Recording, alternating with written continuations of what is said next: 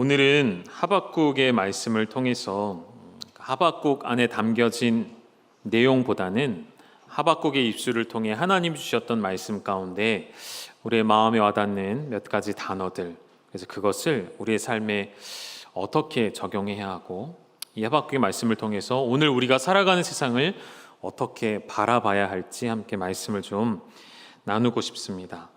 사실 성경에는 하박국이라는 사람에 대해서 자세하게 설명이 나와 있지가 않아요. 그래서 그 사람에 대해서 깊이 있게 다룰 수는 없을 것 같고요.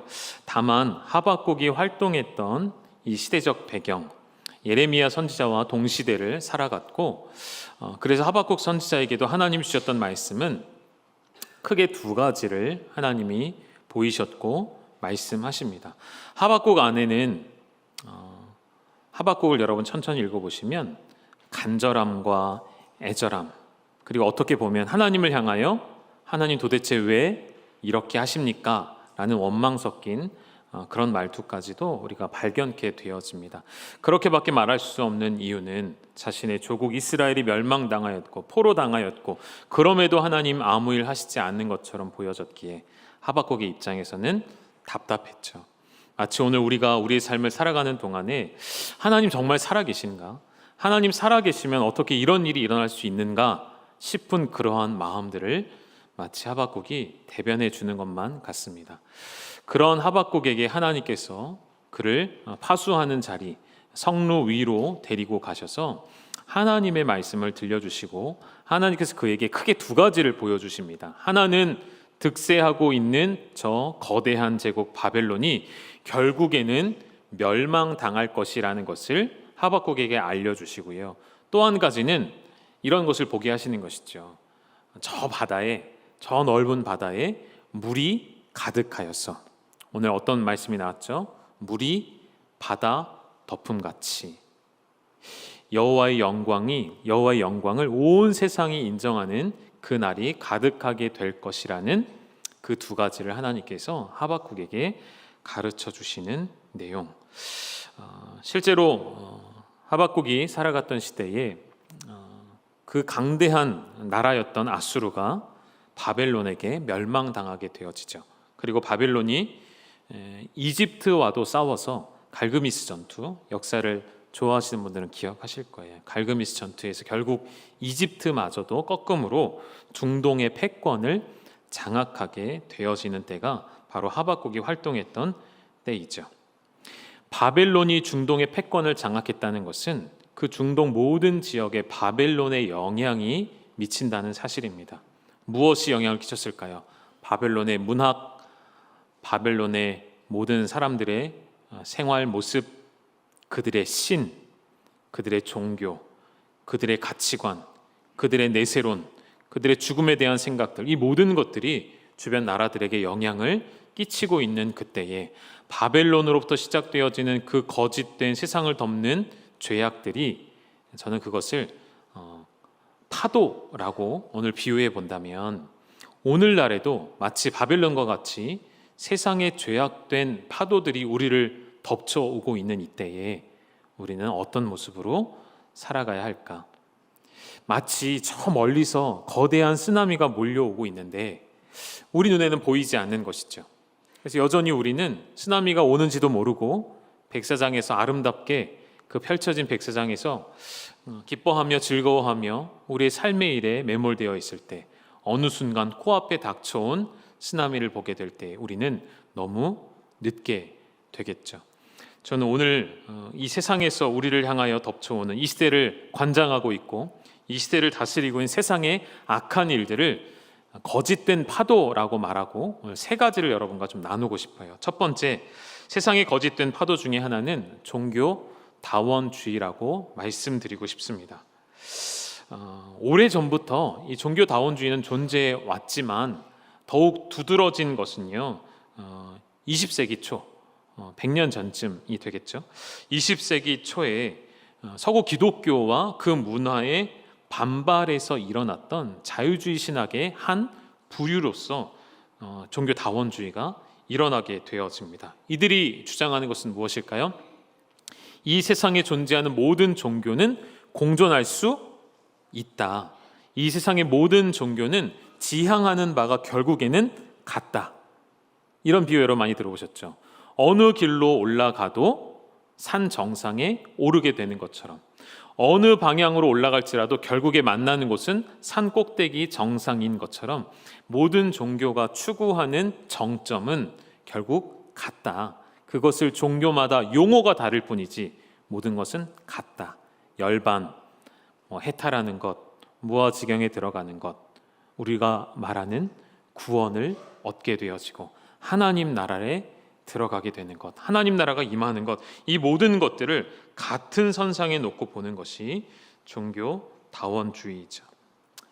그들이 주장하는 것은 그래서 하나의 절대적 종교는 존재할 수 없다. 모든 종교를 포용하라라고 외치는 주장인 것이죠. 여러분, 과연 그러할까요? 과연 그러할까요? 이것은 온 세상의 끝이 임하는 그날에, 마지막 날에는 분명하고 확연하게 드러나게 될 것입니다. 감사한 것은 그 마지막 날에 일어날 일들을 하나님 우리에게 먼저 알려주셨고 그 진리를 알고 세상의 종말을 아는 자들이 되게 하셔서 하나님의 먼저 자녀된 자들의 특권을 주셔서 오늘도 우리가 오직 한 가지의 진리, 오직 한 분이신 유일한 구원자 예수 그리스도를 믿는 자로 택하여 주시고 불러주셨다는 그 은혜로 오늘 우리가 이 자리에 모인 줄로 믿습니다. 여러분, 그래서 나오신 거죠. 오늘도 이 주님의 날을 기억하여서 우리를 위해 십자가에 죽으시고 부활하신 유일한 구원자 되신 예수 그리스도만을 구원의 주로 인정하기에 오늘 여러분 이 자리에 모이신 줄로 믿습니다. 이 땅의 모든 종교들이 특색이 있다고 그들은 말하죠. 그러나 그 모든 종교들의 공통점은 이것은 인정할 수 있을 것 같아요. 어떠한 종교도 구원의 길을 명확하게 제시하지 못한다는 것이죠. 어떠한 세상의 종교도 구원에 이르는 길을 명확하게, 아주 클리어하게 제시해 줄 수 없습니다. 왜 그럴까요? 종교는 사람이 만들어 놓았기 때문이죠. 사람의 손으로 만든 것이기에 사람이 스스로를 구원하는 방법은 결코 찾아낼 수가 없게 되는 것이죠. 그러나 우리 하나님, 우리 아버지께서는 우리에게 하나님의 말씀인 성경을 주셔서 이 안에는 구원에 이르는 명확한 길을 우리에게 제시해주고 있습니다. 이것이 우리가 가진 진리이고요. 오직 유일한 구원의 길임을 우리는 믿는 것이죠. 여러분의 직장 생활, 사회 생활 가운데, 여러분의 가정에도 우리가 알지 못하는 사이에 종교다원주의의 영향들이 우리 안에 많이 들어와 있을 것입니다. 우리의 마음을, 우리의 신앙을 무너뜨리는 많은 공격 가운데 하나가 기독교는 독선적이다. 기독교는 아집이 있다. 기독교는 자기들만이 구원이 있다라고 우리를 비판해오는 많은 이들의 목소리이죠. 여러분, 그 이야기에 여러분 어떻게 반응하고 계십니까? 여러분의 마음속에 다른 종교를 인정하고 존중하는 모습은 혹시 있지 않으십니까? 잘 분별해야 할 때라고 생각이 되어집니다. 한 가지 더, 두 번째 파도를 보면 우리를 덮쳐오는 모든 두 번째 거짓된 파도에는 온갖 이단 사상들이 있다고 말씀드리고 싶어요. 얼마 전에 나는 신이다 라고 여러분 보셨는지 모르겠습니다. 그 내용에 이단들의 폐해가 얼마나 심각한지를 우리가 미처 다 알지 못했던 심각한 내용들이 그 안에 담겨져 있던 것을 보았죠. 여러분, 미혹하게 하는 그러한 일들에 사로잡히면 우리 스스로 아무리 자신감을 갖고 있고 우리 스스로 아무리 단단한 믿음 반석에 서 있다 할지라도 한순간 방심하면 우리도 무너질 수 있다는 것을 우리는 경계심을 가지고 늘 기억하셔야겠습니다. 또 몇 해 전에는 코로나가 한참 확산되어질 때에 신천지의 실체가 어떤지도 드러났었죠. 근데 아주 일부 막 드러났다가 잠잠해졌습니다. 또 많은 언론사들과 많은 정치인들이 함께 개입이 되어져서 그런 신천지의 실체를 알 수 있는 좋은 기회였다고 저는 생각했는데 금세 잦아들었던 것 같아요. 이런 모습을 통해 이단의 폐해가 얼마나 심각한지 잠시 공론화가 됐지만 여전히 한국교회 안에는 이단들에 대한 대처가 여전히 미흡하다는 생각을 해보게 되어집니다. 지난주에 제가 이런 고백을 잠깐 했었어요. 하고 싶은 것도 참 많고 해야 할 일도 참 많아서 마음이 때로는 조급해질 때가 있습니다라고 고백을 했었습니다. 우리 성도님들에게 이단에 대해서 바르게 알도록 가르쳐드리고, 이런 일들도 교회가 해야 할 중요한 사명 중에 하나라고 좀 생각을 해요. 여러분께 질문을 좀 드려볼까요? 여러분, 우리나라 이단이 몇 개나 될까요? 통계를 보면 대략 300개 정도로 추산을 합니다. 근데 이도 정확하지가 않대요. 왜냐하면 자꾸 없어졌다가 생겼다가, 발각되면 문을 닫고 폐쇄하고 이름을 바꾸고 다른 곳에서 등장하고, 어떻게 할 수가 없는 거예요. 어떻게 우리가 통제할 수도 없고 어떻게 하기 참 어려운 것이 이단입니다. 주요 이단들이 뭐가 있는지 한번 좀 화면에 좀 띄워드리면, 이 설문조사는 뭐냐면 이런 이단들이 있고 이런 이단들의 핵심 교리는 무엇인지 아십니까?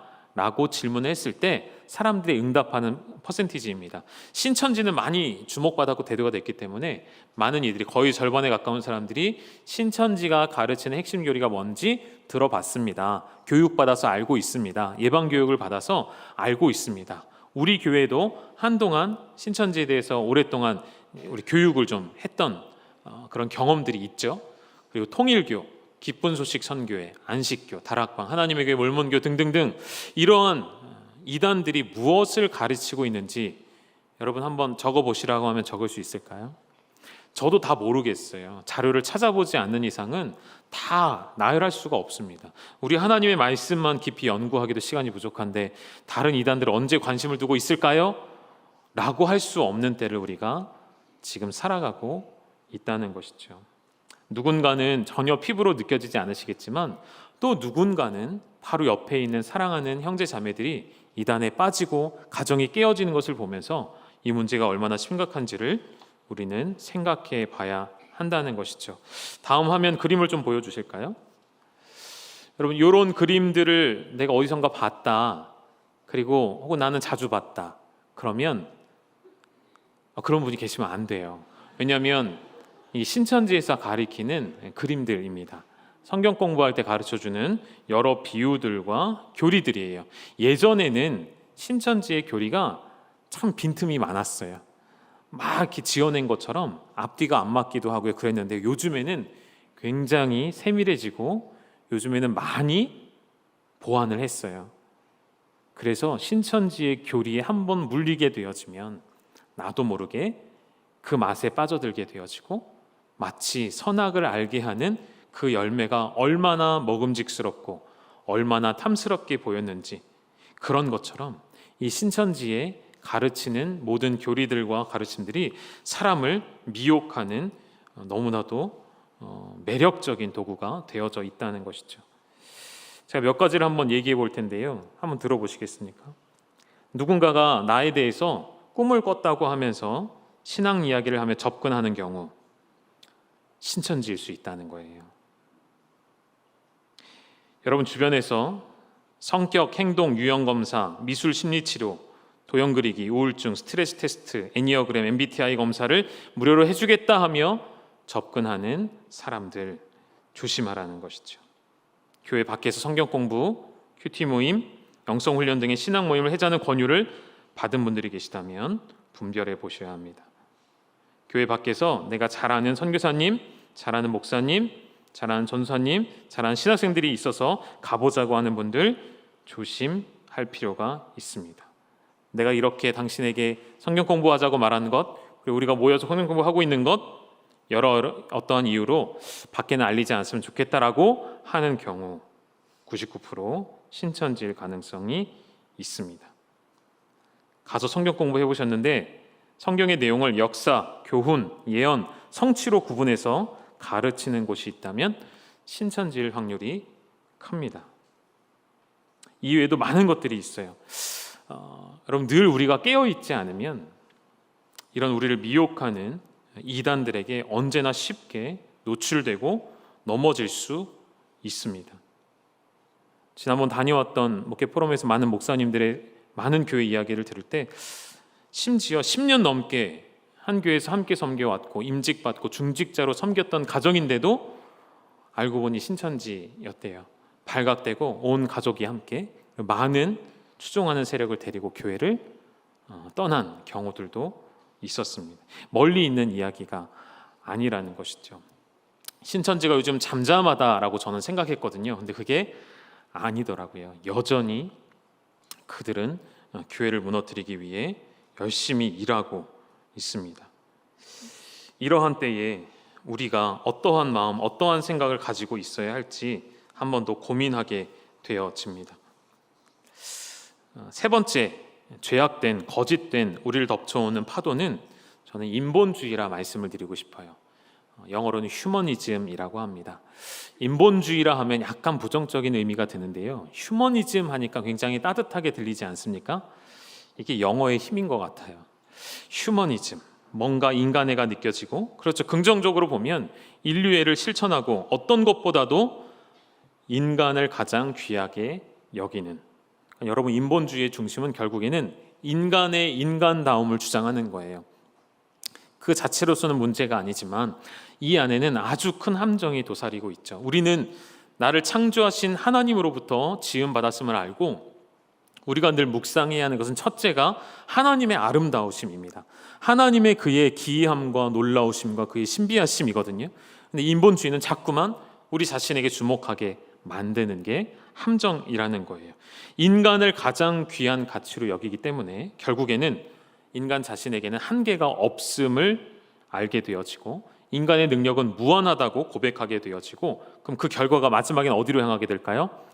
내가 신이 되고자 하는, 내가 전능자가 되고자 하는 자리에 올라서게 되어지는 것이죠. 그래서 교주와 같은 사람들이 만들어지는 거예요. 요즘에 많은 사람들이 취미생활로 하는 비바리움이라는 것이 있대요. 여러분 혹시 이런 것 하시는 분들 안 계신가요? 요즘에 뭐 불멍은 이제 예전 말이고요. 요즘에는 물멍을 그렇게 한다네요. 물을 보고 이렇게 멍하니 보고 있는데요. 심리학적으로 보면 굉장히 사람 내면에서 이렇게 치유되고 회복되어지는 시간이라고 이야기를 하더라고요.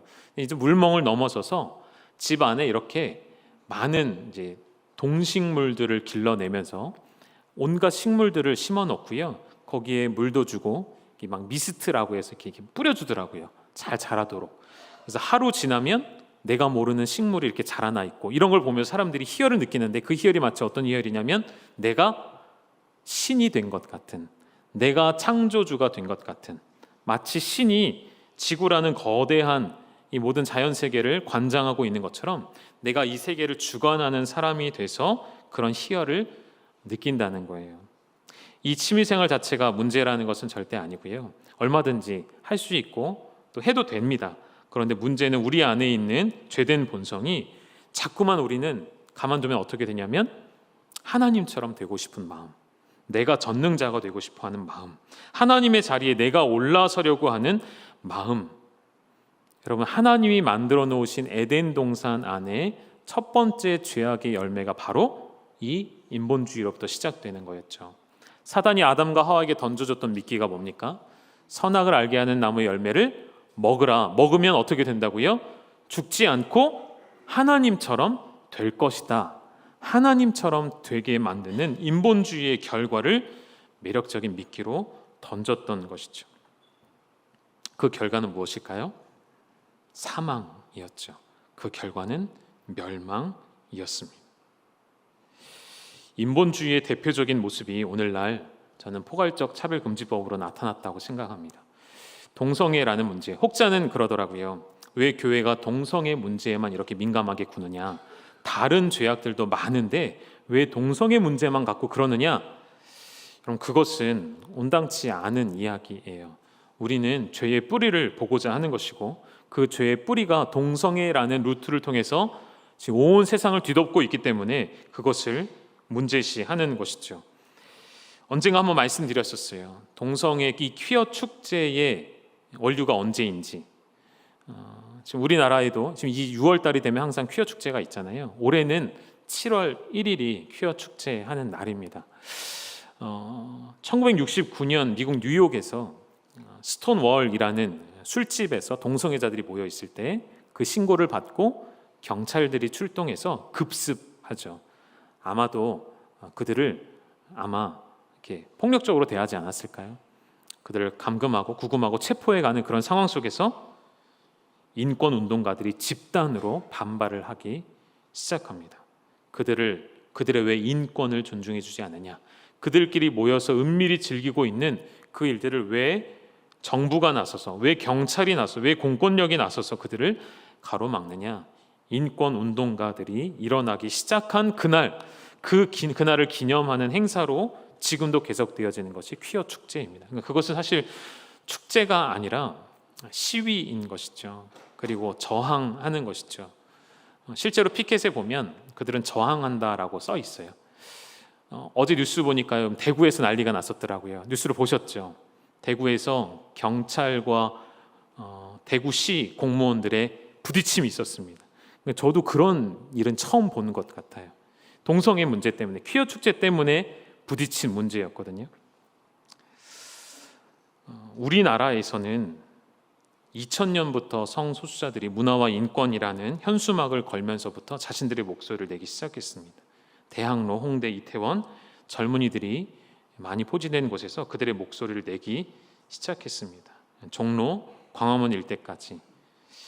2015년에는 결국에는 정식으로 서울 퀴어 문화축제라는 이름으로 서울 광장에서, 시청 앞에서 이 축제가 진행된 이후에 전국 도시들로 확산이 되어져 있는 상황입니다. 여러분이 피부로 못 느끼실까 봐 어제 목자밴드의 영상을 하나 좀 올려드렸거든요.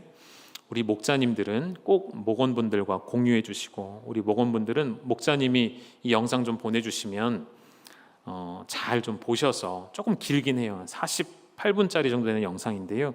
기독교 방송에서 요즘 우리 아이들이 학교에서 어떤 성교육을 받고 있는지에 대해서 집중 조명해 놓은 프로그램입니다. 여러분 좀 보셔서 우리 피부로 좀 느끼셨으면 좋겠어요.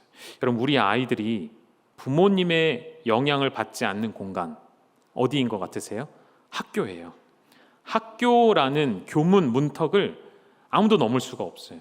거기는 완전히 폐쇄적인 곳이 되어버렸어요. 학교라는 교육 공동체가 외부에서는 그 어떠한 영향을 줄 수 없는 폐쇄적인 공동체가 되세요. 그 안에서 무엇을 가르치는지, 무엇을 우리 아이들이 배우고 오는지 우리가 확인할 길이 없어졌어요. 그런 시대를 우리가 지금 살아가고 있습니다. 지금 학교는 전쟁터래요. 그냥 보면 평안하지만 믿음의 눈으로 바라보면 영적 전쟁이 치열하게 일어나고 있는 곳이에요. 믿음을 지키려는 교사들과 이 성적 문화를 개방시키려는 교육 인권조례 사이에서 믿음의 교사들이 지금도 기도하며 싸우고 있습니다. 여러분 한번 보셔야 될 것 같아요. 우리 아이들이 무엇을 듣고 무엇을 보고 무엇을 배우고 있는지. 그리고 지금은 그냥 지나가는 것 같지만 제가 장담하건대 10년 뒤, 20년 뒤에는 동성혼에 대하여서, 동성애에 대해서 아무렇지 않게 받아들이는 세대로 변화되어 있을 거예요. 그 영상에 보니까 어떤 분이 이런 이야기를 하시더라고요. Too much information이래요. Too much. 우리 아이들이 몰라도 될 이야기들을 너무 어려서부터 가르쳐주고 있다는 거예요. 그래서 어떤 아이들은 성적 수치심을 느끼기도 한답니다. 내가 이걸 왜 해야 되는지, 내가 이걸 왜 배워야 하는지. 우리 아이에게 선택할 수 있는 권리가 없어요. 학교에서 모두 의무적으로 지금 가르치고 있는 상황입니다. 어제 목사밴드에 또 하나의 글을 올려드렸거든요. 이것도 역시 우리 목사님들, 목원들과 공유해 주셨으면 좋겠고요. 극동방송에 대한 건데요. 여러분 잘 아시죠? 극동방송 차 타고 다니실 때 많이 들으시죠? 극동방송이 소송에 휩싸였습니다. 벌써 3년 전 일이에요. 2020년에 방송통신위원회로부터 제재를 당했어요. 이유는 공정성과 객관성을 위반했다는 이유입니다. 어떤 일이냐면 극동방송에서 포괄적 차별금지법에 대한 긴급 진단 프로그램을 했어요. 거기에 문제를 건 거예요. 방통위에서. 근데 문제는 여러분, 극동방송이라 하는 것은 처음부터 목적을 가지고 세워진 방송국이죠. 기독교 복음을 전파하는 목적으로 전문 편성 허가를 받은 방송국이에요. 그런데 그런 방송국이 복음에 합당하지 않은 포괄적 차별금지법에 대해서 다루었다고, 공정성과 객관성을 위반했다고 제재를 받은 거예요. 그래서 이것을 취소해달라는 행정소송을 제기했지만 올해 2월에 패소 판결이 나왔고요. 지금 현재는 항소에 들어가 있는 상황, 그래서 이심이 이루어지고 있는 과정 가운데 있습니다. 우리가 할 수 있는 것이 많지 않더라고요. 기도하는 것과 그리고 또 한 가지, 여러분 시간을 5분만 내주시면 되는 거예요. 올려드린 그 글을 보시면 여러분 서명할 수 있는 것들이 있습니다. 그 서명하는 것들이 어떤 힘이 있을까, 별 힘이 있을까 생각할 수 있지만 그런 힘들이 모여지면 우리 목소리를 낼 수 있고 이 시대에 깨어있는 그리스도인들이 얼마나 많은지를 좀 나타낼 필요가 있기 때문에 여러분께 좀 부탁을 드리고자 목자 밴드에 좀 올려드렸습니다. 5분만 시간을 내주셔서 꼭 여러분 이 일에 동참해 주시기를 부탁드리고요. 미국은 50년이라는 긴 시간 동안 법적 투쟁이 있었습니다. 동성애 합법을 막으려는 자들과 동성애 합법을 합법화시키려는 자들의 결국 어떻게 됐을까요? 2015년에 동성혼이 합법화에 성공하게 되어지죠. 이미 유럽은 더 빨리 이루어졌죠. 그 영향들이 마치 복음의 루트를 따라서 똑같이 흘러 들어오고 있다는 것을 우리는 생각해 봐야 합니다. 지금 동성애자들이 가장 싫어하는 존재는 누구이냐면 교회와 그리스도인들입니다. 여전히 그들을 죄로 정죄하는 기독교에 대하여, 그들의 행위를 죄로 정죄하는 교회와 기독교에 대하여 그들이 반감을 품고, 여러분 그들은 반감을 품으면 세상은 아주 교활하게 다가올 거예요. 그래서 그들이 선택한 방법이 무엇이냐면 우리의 믿음의 근본이 되는 성경을 건드리기 시작하는 것입니다. 성경의 말씀을 변형시키고 성경의 말씀을 바꾸어서 그들의 행위가 옳다라고 주장하기 시작했어요. 그래서 나온 신학이 뭔지 아시죠? 퀴어 신학이라는 것이 등장을 했습니다. 여러분 이것이 가당키나 일일까요? 근데 안타깝게도 많은 교단과 많은 신학자들이 이 퀴어 신학을 받아들이고 인정하고 있다는 현실이죠. 사랑이라는 이유로 모든 것을 품어내야 한다는 종교적 자애주의로 이것을 받아들이고 있는 실태를 우리가 보고 있는 것입니다. 몇 해 전에 우리 교회도 어느 교회 못지않게 어느 교회보다도 이 반 퀴어 집회에 참석을 했었죠. 가서 반대하고 예배하고 기도했었습니다. 몇 번을 참석하다가 어떤 장면을 목격했냐면 저도 보고 참석해서 성도님도 보셨어요. 그 집회가 자꾸만 변질되는 것을 저희가 발견했었어요. 그렇게 기도회 하고 예배는 짧게 드리더니 뒤에부터는 이상한 사람들이 자꾸만 올라오는 거예요. 단위에 스님도 올라오시고 가톨릭의 사제도 올라오시고 여기저기서 다 올라와서 자기들이 하고 싶은 말을 하는 거예요. 거기에 더하는 것은 끝나고 나니까 그 자리가 바로 정치적인 자리가 되더라고요. 정치인들이 올라와서 자신들의 이야기들을 막 꺼내놓는 거예요. 더 이상 듣고 있기가 힘들었었습니다. 그래서 그때 결론을 어떻게 내냐면 다시는 안 온다. 다시는 안 오고 필요하다면 우리가 자체적으로 해야겠다. 그래서 작년에 저희가 부영촌을 우리끼리 돌았던 거예요. 비가 엄청 와서 쫄딱 맞았지만 그렇게 시도를 했었죠. 그런데 이번에 준비되어지는, 우리 화면에 한 번 더 좀 포스터를 띄워주실까요? 이번 국민대회에는 준비가 잘 되어 있더라고요.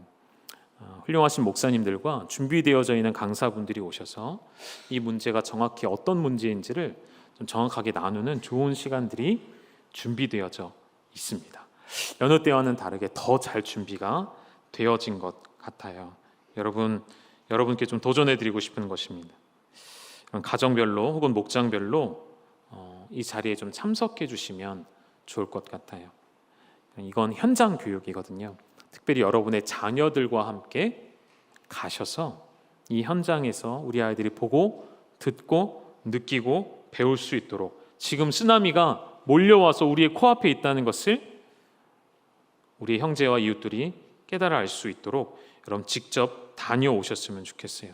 가보시면 보실 거예요. 저 멀리 대전, 대구, 부산, 광주 이런 데서도 올라오세요. 근데 우리는요, 전철 한 번만 타면 갈 수 있는데요. 한번 가보시죠. 지난달에 기쁜 소식도 있었어요. 서울시 광장에 대하여서 퀴어 축제에서 사용하는 것을 불허했죠. 그래서 이 7월 1일 날짜에 그들이 신청했는데 그 날짜에 똑같이 신청한 청소년 청년 회복 콘서트, 기독교 단체가 주최하는 이 단체에게 광장을 내어줬어요. 서울시에서. 근데 너무 감사한 일이지만 여러분, 이러한 막음으로는 다 막을 수는 없어요. 우리가 여기를 막으면 또 저쪽에서 일어날 거예요. 그곳을 막으면 또 다른 제3의 곳에서 그들은 일어날 거예요. 이번에 서울광장 쓰지 못하니까 을지로로 간답니다. 을지로에 가서 퀴어 축제 퍼레이드를 한다고 합니다. 그럼 우리 어떻게 해야 될까요? 말씀을 좀 정리하면, 여러분, 인본주의가 왜 위험하냐면 이 동성애를 비롯해서 모든 죄악된 일들이 결국 하나님의 말씀을 변형시키려는 시도를 하기 때문입니다. 하나님의 불변하는 진리의 말씀을 자기에게 맞게끔 변화시켜서 적용하기 때문이, 그것이 옳은 것처럼 세상에 설파하기 때문인 거예요. 조금 전에 말씀드렸죠, 여러분. 하나님의 말씀을 변형시켰던 아담과 하와, 원수의 매력적인 그 탐스러운 열매를 결국 먹게 된 결과는 죽음이었다는 것, 멸망이었다는 것. 인본주의의 끝은 결국에는, 그 과정은 달콤하고 따뜻해 보이고 좋아 보이지만 그 마지막은 멸망이라는 사실. 또 한 가지, 인본주의는 우리 안에 불신의 싹을 트게 만들어집니다. 어떤 불신일까요? 하나님의 약속에 대한 불신이죠. 하나님의 약속을 믿지 못하는 아브라함과 사라가 자신의 방법으로 자녀를 출산하게 되죠. 그가 누구죠? 이스마엘이죠. 그 결과는 결국에는 끊임없는 분쟁과 다툼과 결국은 멸망이 된다는 것을 여러분 기억하셨으면 좋겠습니다. 아까 이번 7월 1일 대회 이름이 거룩한 방파제예요. 거룩한 방파제. 그런 생각이 좀 들었습니다. 단단하고 든든한 거룩한 방파제가 필요하고요. 여러분이 그런 방파제가 되어주셔서 교회와 자녀들과 가정과 이 나라를 지켜주셨으면 좋겠고요. 또 한 가지, 거룩한 방파제가 아무리 준비가 되어도요, 바다의 수위가 더 높아지고 파도가 더 크게 치면 방파제는 결국에는 무용지물이 되겠죠. 여러분의 도전해드리고 싶은 마지막은, 여러분이 다시 한번 거룩한 파도가 되어주셔서 이 세상의 거짓된 파도를 밀어낼 수 있는 힘과 능력을 여러분이 가져주셨으면 좋겠습니다. 오래전에 한 선교단체를 설립한 사람이 처음에 그 선교단체를 설립한 그 날을 연상하면서 이렇게 고백했었어요. 온 세상을 덮는 그 파도에 새하얀 포마를 본 것이죠. 그리고 그것은 이 땅을 복음으로 뒤덮는 청년들이었다는 것을 깨닫게 되어지고, 선교단체를 설립해서 수많은 젊은이들과 함께 온 세상을 복음으로 물들이는 많은 사역들을 잘 감당했습니다. 지금 보니까 그 거룩한 파도가 한 세대가 지나가고 이제는 그 동력이 많이 떨어진 것 같아요. 그래서 지금 다시 하나님께서 우리 가운데 새롭게 거룩한 파도를 일으키시는 것이 아닐까 생각되어집니다. 올려드린 영상을 보시게 되면요, 해외에 나가 있는 목회자들의 동일한 목소리는 무엇이냐면, 아직 동성애를 비롯한 이런 포괄적 차별금지법이 아직 정식으로 이루어지기 전에 있는 한국, 끝까지 싸울 수 있을 때까지 싸워주십시오.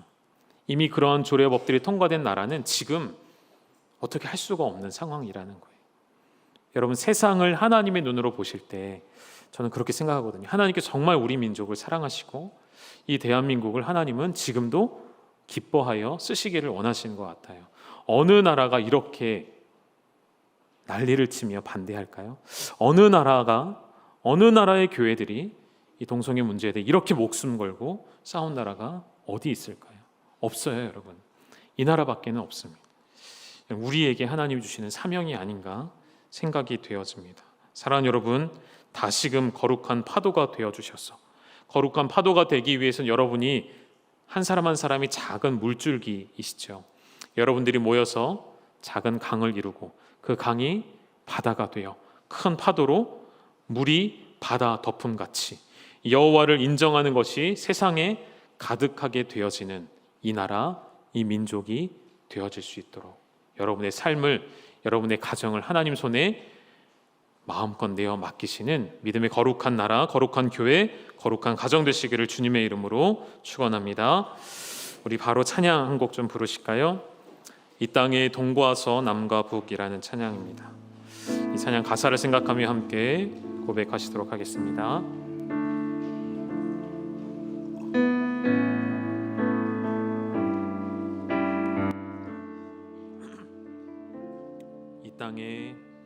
이 땅의 동과 서남과 북 가득한 죄악 용서하소서. 모든 우상들은 무너지고 주님만 높이 나라 되게 하소서. 이 땅에 지친 모든 영혼 주 예수 사랑 알게 하소서.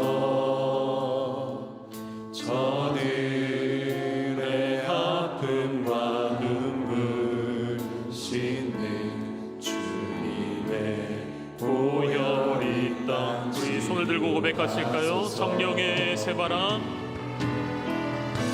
성령의 새바람 이 땅에 불어오소서. 주의 영은 생기로 우리를 다시 살리사.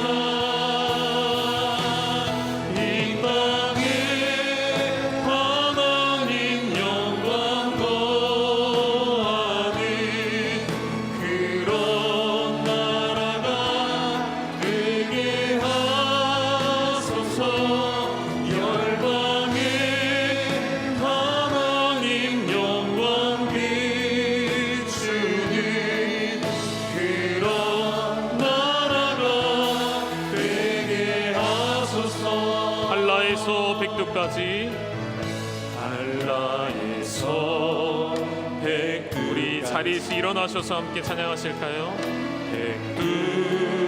백두에서 땅의 끝까지 주님 오실 길을 예비하며 주님만 섬기는 이 땅의 주님 교회 위에, 이 땅의 주님 교회 위에 하늘의 생기, 하늘의 생기 부어주소서.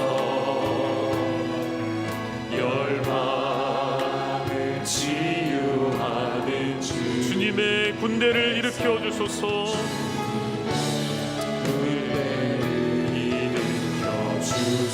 성령의 새바람, 성령의 새바람 이 땅에 불어오소서. 주의 영그 생기로 우리를 다시 살리사.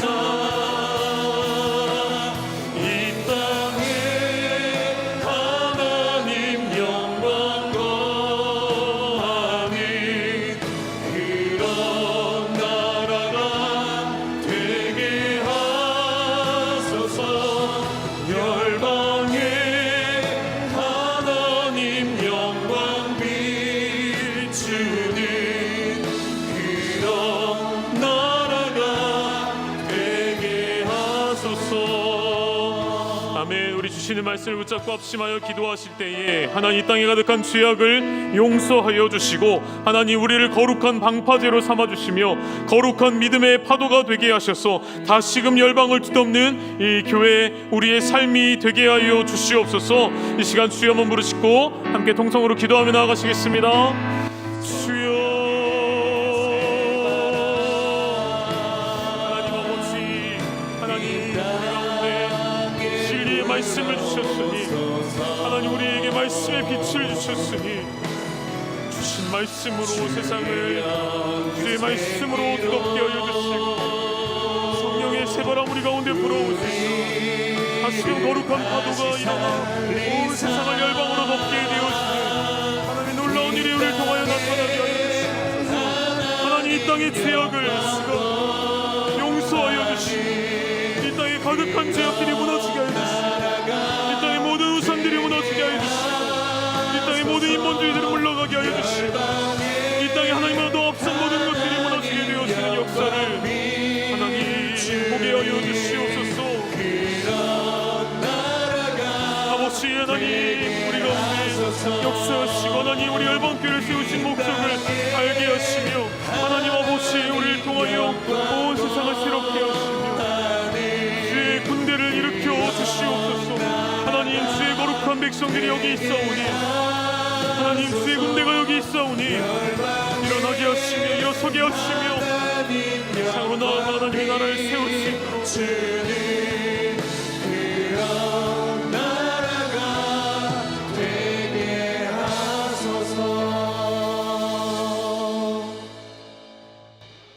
하늘의 밀알이 땅에 떨어져 죽으면 많은 열매를 맺듯 열방의 가족들이 이 사명 감당하며 진리를 통하여 바르게 살며 주의 뜻을 이루기를 소망하는 우리 열방의 가족들 위해 이제는 세상의 복음과 말씀에 흐려지는 일들을 통하여 저희들이 밀알로서 죽어 이 뜻을 이루기를 소망하며 예배한 열방의 가족들 위해 하나님의 놀라운 은혜와 축복이 이제로부터 함께하여 주시옵소서. 이제도 우리 주 예수 그리스도의 은혜와 아버지 하나님의 극진하신 사랑과 성령님의 위로 교통 역사하심이 밀알이 죽어 많은 열매를 맺는 것처럼 저희의 신앙을 통하여 세상에 점점 악해지는 일들을 막아가며 하나님의 나라를 완전히 이룰 그날까지 주의 뜻을 찾아나가는 열방의 모든 가족들 위해 하나님의 놀라운 은혜와 축복이 이제로부터 영원토록 함께 있을지어다. 아멘.